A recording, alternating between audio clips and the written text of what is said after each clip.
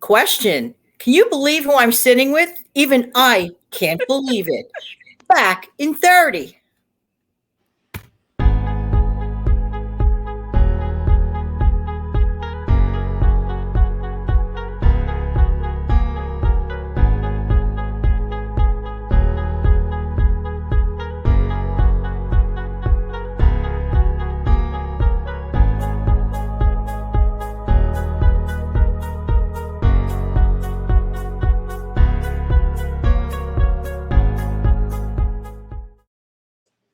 Hey, Lynn.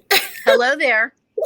I cannot believe that right before me, right in front of you, right from my very eyes, I can't believe I have the great Lynn Wilson from the At Home with Lynn Wilson show.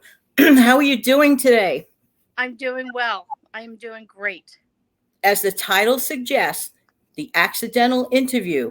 We were just going to hang out, meet each other, and just have a private chat.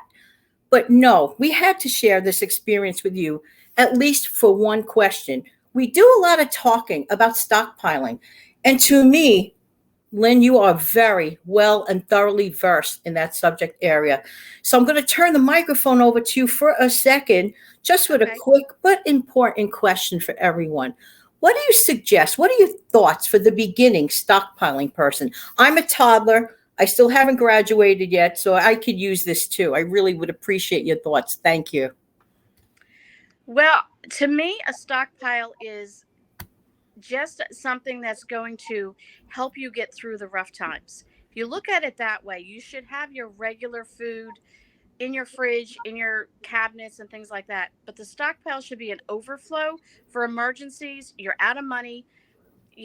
We had snow yesterday. Maybe you can't get out. The roads are icy, whatever the case might be. Use it as an emergency. And then as you start using your stuff in your regular pantry, go to your stockpile and use that up so you circulate that food and make sure it's always kept up, expiration dates, it's fresh, and so on. Wow. And another question. I know I said one question, but you summarized it perfectly. But what about people that are kind of broke? Like, how do they begin? I know I touched upon it, but I really kind of rather hear it from your point of view. How do people who really effectively don't have too much money, can they start a stockpile is really the question.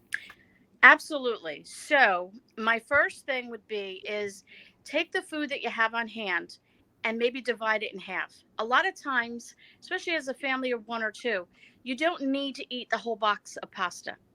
And you make it, and then sometimes you waste it because it's in the refrigerator. The end of the week comes and you haven't used it. Divide it in half. Learn to eat half of what you have. You'll survive. If you don't have money, you have to learn to stretch what you have. So start by eating half, open half a box of pasta, put the other half in your stockpile. As much as you can, start with that. And then when you get $1, I know to some people $1 is a lot, but if you have to roll pennies, if you have to save your change in your pocket from when you bought something, learn to at least spend at least $1 a week if possible in buying something for the future. You have to have an emergency reserve. Lynn, I never thought of it that way.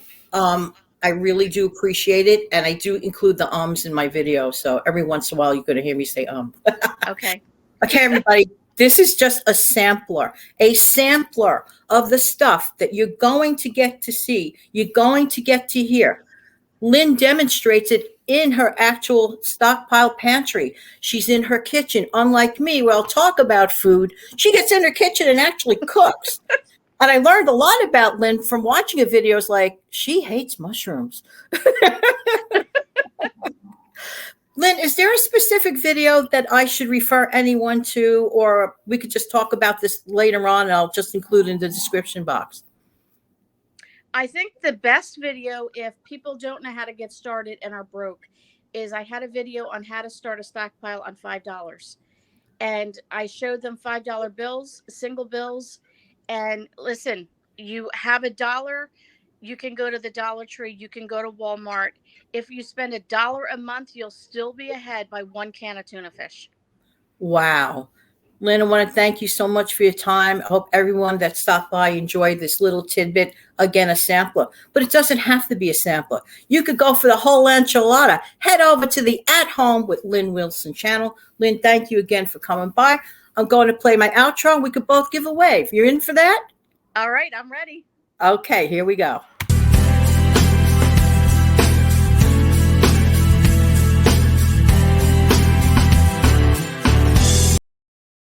Take good care, everybody. Thank you again, Jan. Lynn. Bye-bye. Bye, Bye-bye. everyone. Thank you. Have a great night.